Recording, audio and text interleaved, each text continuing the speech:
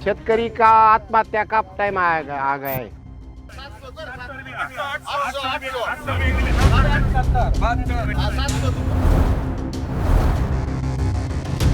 एक को नोटिस लगा के जाते गांव में, उनको दिखता नहीं क्या इधर 5-7 रुपए किलो प्याज जा रहा है, कदर से नोटिस भेजेंगे, क्या भरेंगे हम? खर्चा पानी चलाएंगे या इनका नोटिस देखेंगे या कर्जा भरेंगे?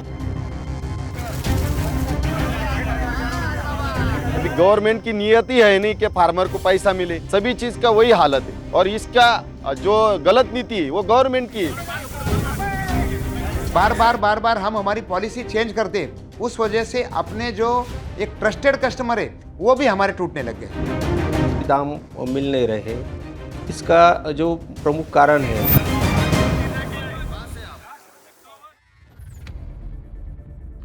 एशिया की सबसे बड़ी प्याज मंडी लासल गांव में आने वाला हर किसान पिछले 3 सालों से घाटे और बेबसी के बीच प्याज के आंसू बहा रहा है।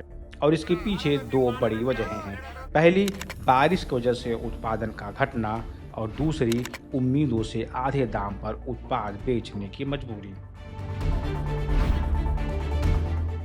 प्याज का खेती इस साल बहुत साल से इस साल में ज़्यादा गर्मी भी बढ़ रहा है और वो खत का दाम बढ़ रहा है, जो खेती में डालता है उसका भी दाम बढ़ रहा है।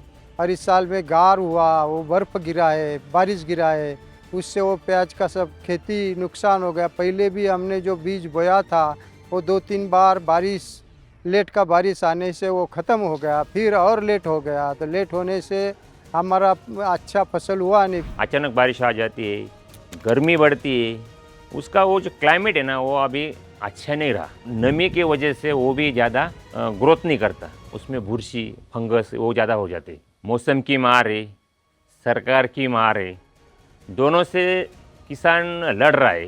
किसान है ना वो परेशान हो गया है, ऊपर से परेशान है, नीचे से परेशान है, लागत बढ़ गई और आमदनी घट गई। ऑल ओवर इंडिया में नासिक का ऐसा एकमेव मंडी है कि इधर ओपन ऑक्शन होता है। आप किसी बच्चे को भेजेंगे घर से और प्याज क्या भाव बिका है तो उसको पता चलता है कि क्या भाव बिका है। कोई भी चीज़ के लिए उसको गवर्नमेंट का पॉलिसी लगता है।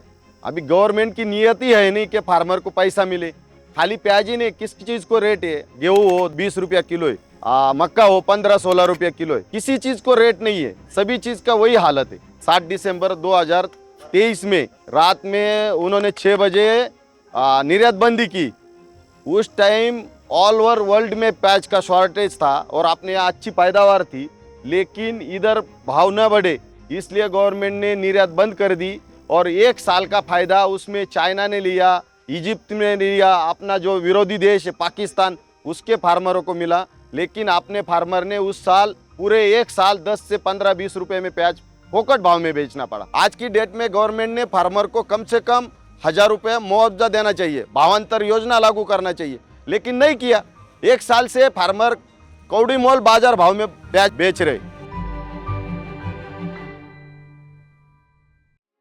गवर्नमेंट उसको कुछ ना कुछ राहत के तौर पर कुछ ना कुछ सब्सिडी दे, ये हमारा उनसे रिक्वेस्ट है।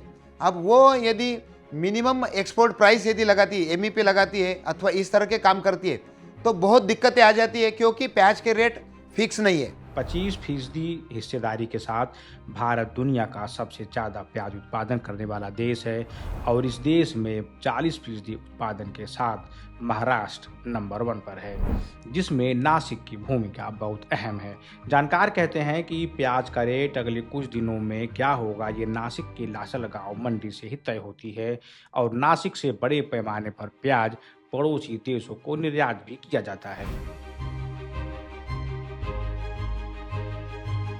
ये हमारी मंडी जो है उसकी स्थापना जो है वो 1 अप्रैल 1947 को हुआ है। हमारी मंडी एशिया की सबसे बड़ी मंडी प्याज के लिए जानी जाती है। पिछले 2-3 सालों में किसान लोगों को प्याज की दाम मिल नहीं रहे, इसका जो प्रमुख कारण है तो बांग्लादेश और श्रीलंका हमारे एक प्रमुख देश थे यहाँ पे एक्सपोर्ट के लिए, लेकिन पिछले 1 साल से बांग्लादेश का एक्सपोर्ट बंद हुआ है। श्रीलंका में भी कुछ क्राइसिस चल रहे हैं, इसीलिए जो बांग्लादेश और श्रीलंका में बहुत बड़े पैमाने पे जो प्याज जाता था तो वो रुक गया है अभी। इसीलिए एक्सपोर्ट कम होने की वजह से प्याज को दाम नहीं मिल रहा है। लगभग 200 से 500 ट्रक पर डे बांग्लादेश में प्याज जा रहा था। उसके बाद में 2 बार एक्सपोर्ट बैन हो गया, तो जिसके कारण से हमारा जो एक बहुत बड़ा पॉकेट था वो पॉकेट बंद हो गया। जो बांग्लादेश जैसी जो कंट्रीज है, बांग्लादेश हो गया, नेपाल हो गया, श्रीलंका हो गया, तो ये प्याज उत्पाद कर रहे हैं, ये पहले कभी नहीं करते थे, लेकिन अब अच्छी तरह के प्याज वो उत्पाद कर रहे हैं। तो हमने हमारी पॉलिसी यदि सही रखी तो आने वाले दिनों में प्याज उत्पाद करने वाले जो किसान हैं उनको कुछ ना कुछ हम आधार दे पाएंगे, अन्यथा लोग कहीं ना कहीं और जगह पर डाइवर्ट हो जाएंगे कि हर साल कितना नुकसान सहन करेंगे। ऐसा कभी भी नहीं हुआ है कि भाई प्याज उत्पाद करने वाले किसानों को एक पर्याप्त मात्रा में उनको पैसा मिला हो। 1 तारीख को प्याज के रेट फिक्स करती है समझो 2,000 रुपये, और प्याज के रेट यदि 15 तारीख के बाद में यदि हो जाते हैं 1,200 रुपये, तो ऐसे समय में हम 2,000 रुपये में एक्सपोर्ट नहीं कर पाते हैं।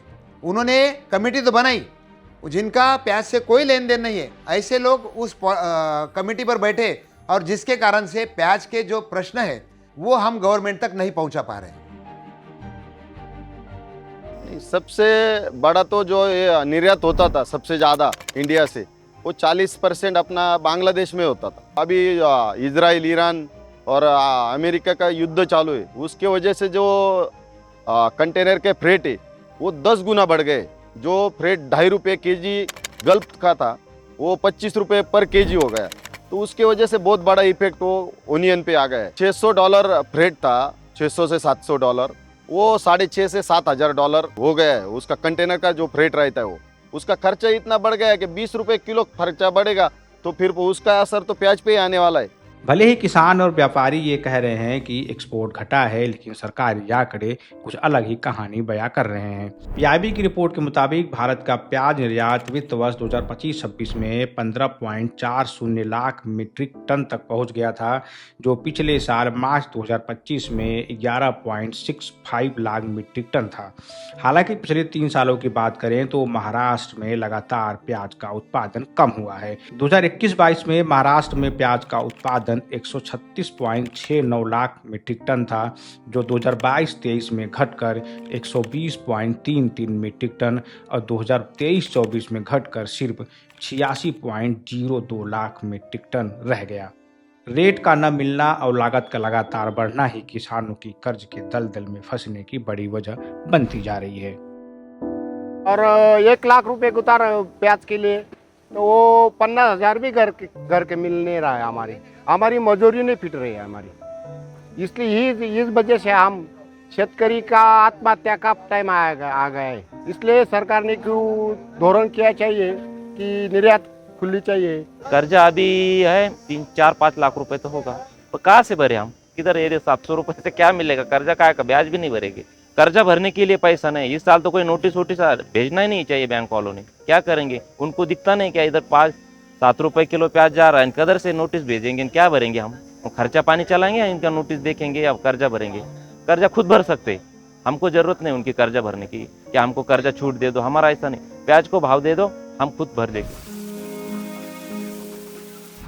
न्यूज़ पोर्टली की टीम 2 दिनों तक अनियन कैपिटल ऑफ इंडिया यानी नासिक में रही और ये जानने की कोशिश की कि आखिर दिक्कत है कहाँ।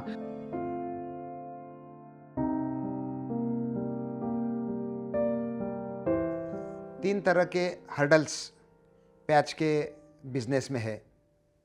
सबसे पहला है कुदरत। कभी भी बरसात आ जाती है जिसके कारण से हाथ में आई हुई फसल अचानक खराब हो जाती है और उनके जो सपने हैं वो धूमिल हो जाते हैं। दूसरा है गवर्नमेंट की तरफ से जब कुदरत की मार बैठ के और प्रोडक्शन कम हो जाता है, जो उत्पाद उनके हाथ में आया है तो वो कम होने के कारण से नेचुरली दाम कुछ बढ़ते हैं और ऐसे में गवर्नमेंट या तो एक्सपोर्ट बंद कर देती है या तो स्टॉक लिमिट लगा देती है या फिर अन्य उपायों से रेट कम करने की कोशिश करती है। तीसरी बात, अभी जैसे रशिया यूक्रेन का कई दिनों तक चला, अभी अमेरिका, ईरान और इजराइल का चल रहा है, तो जिसके कारण से गल्फ कंट्रीज समेत सभी देशों में माल भेजने के लिए बड़ी दिक्कत आ रही है। जो भी शिपिंग कंपनीज है उन्होंने 10 गुना तक दाम कंटेनर के बढ़ा दिए हैं, जिस वजह से वहाँ पर माल पहुँचाना मुश्किल हो गया है। गवर्नमेंट की एक पॉलिसी फिक्स होनी चाहिए कि एक्सपोर्ट के बारे में हमारा क्या इस साल का सिनेरियो रहेगा। बार बार हम हमारी पॉलिसी चेंज करते, उस वजह से अपने जो एक ट्रस्टेड कस्टमर है वो भी हमारे टूटने लग गए। वैसे आपके यहाँ प्याज का भाव क्या है, हमें ज़रूर बताएं और हमें यह भी बताएं कि आखिर सरकार को ऐसे कौन से प्रभावी कदम उठाने चाहिए जिससे प्याज किसानों की समस्या आने वाले दिनों में कम हो सके। वीडियो पसंद आया हो तो हमारे चैनल को सब्सक्राइब करें और अगर आप वीडियो फेसबुक पर देख रहे हैं तो हमारे पेज को फॉलो करना न भूलें।